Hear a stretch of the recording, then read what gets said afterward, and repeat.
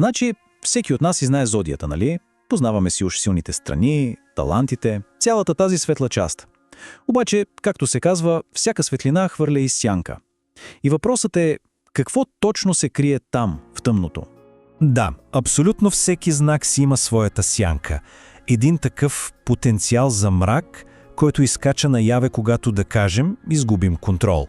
И ето днес ще се потопим точно в тази тъмна страна. И точно това е идеята зад така нареченият черен зодиак. Искам да е ясно, не говорим за нещо изначално зло. По-скоро става дума за онзи скрит, необуздан потенциал, който всеки носи в себе си. Онази първична, сурова енергия, която действа преди разумът и моралът изобщо да се включат в картинката. Всъщност, има един цитат от източника, който перфектно улавя настроението. Днес ще видим как изглеждат зодиите, когато моралът изчезне. Ето, започваме едно пътуване право към мястото, където добродетелите се израждат в пороци. Добре, хайде да започваме с първата група знаци. Те са, така да се каже, инициаторите. Чистите, първични енергии и съответно мрака при тях е също толкова първичен, директен, избухлив, абсолютно суров. И първи наред, разбира се, е Овенът. Тук смелият лидер се превръща в звяра. Гневът му вече не е щит, не защитава, той просто унищожава. Това е чиста, импулсивна, агресивна сила, която действа първо, а ако изобщо мисли, то е чак след това. Съжалението? Може би, но много по-късно. И докато Овенът избухва навън, вижте, тъмната страна на следващия знак действа по коренно различен начин. Преминаваме към Телеца, който от стабилен и земен се изкривява в обсебения. Тук нуждата от сигурност се превръща в нещо наистина задушаващо. В собственическа мания. Говорим за ревност, алчност, постоянен страх от загуба. Всичко това го кара да стиска здраво и да не пуска абсолютно нищо и никого, което смята за свое. И така, от задушаващата хватка на обсебения отиваме при един ум, който не стиска, а оплита. Да, близнаците. Техният комуникативен гений се превръща в изкусителя. Това е абсолютният майстор на манипулацията.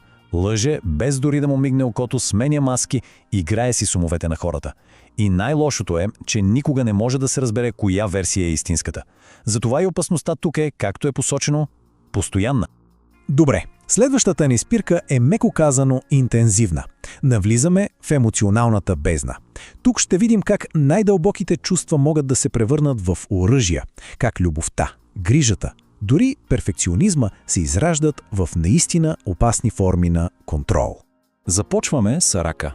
Познат като грижовен и пазещ, тук той става водовъртежът. И това име е много точно, защото той е като емоционален вампир. Привързаността му става толкова силна, че е просто задушаваща.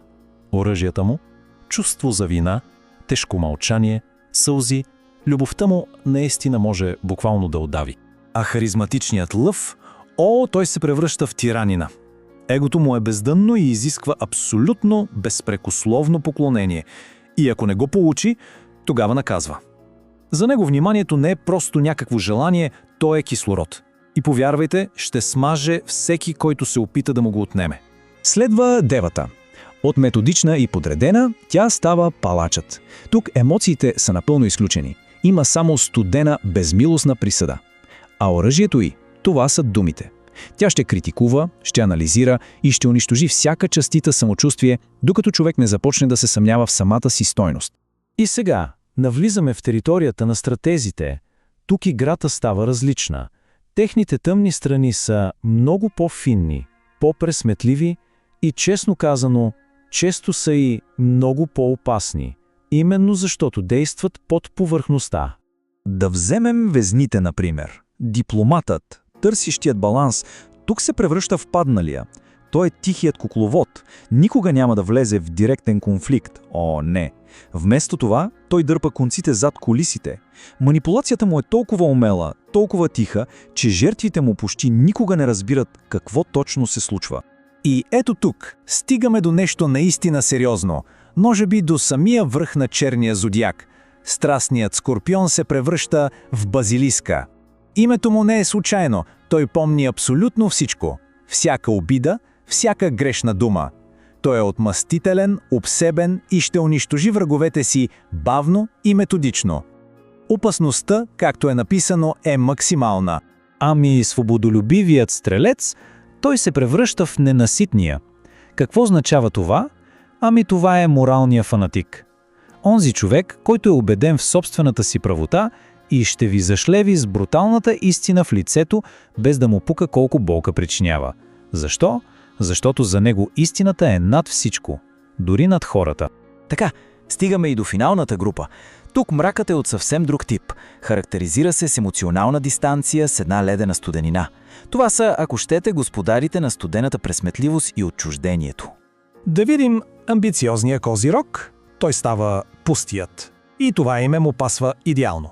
За него целта оправдава абсолютно, ама абсолютно всички средства. Хората не са хора. Те са просто ресурси по пътя към връха. А емоциите? Те са слабост. Нещо, което трябва да бъде изкоренено. Следва визионера Водолей, който тук се превръща в мълчаливия. Това е може би най-дистанцирания образ. Той е емоционално откъснат, чувства се интелектуално, над останалите. И може да бъде невероятно безсърдечен, без дори да го осъзнава. Защо? Просто защото за него чуждите емоции са като някакъв неразбираем език. Просто ирелевантен шум в една иначе перфектно логична вселена. И стигаме до края на зодиака с мечтателните риби. Тук те се потапят изцяло в образа на измъчената душа. При тях бягството от реалността става тотално. Това води до лъжи, както към себе си, така и към другите. Потъване в зависимости, самосаботаж, живот в разрушителни илюзии. Опасността тук е насочена най-вече навътре. Добре, минахме през целия зодиак, видяхме всички тези тъмни страни и сега идва може би най-важният момент. Да си зададем въпроса. Какво означава всичко това? Защото, и това е ключово, тук не става дума за някакви митични чудовища, става дума за нас. И ето го ключовото послание, което трябва да се запомни. Тези архетипи, те не са някаква предначертана съдба. Изобщо. Те са по-скоро предупреждение. Един вид огледало, което ни показва какво може да се случи, когато позволим на най-лошите си импулси да поемат контрола. И така, след всичко, което видяхме, от първичния суров гняв на звяра до ледената максимална опасност на базилиска, остава да виси един последен въпрос. Коя от тези сенки е наистина най-опасната? Интересното е, че отговорът на този въпрос може би разкрива повече за нашите собствени страхове, отколкото за самите звезди.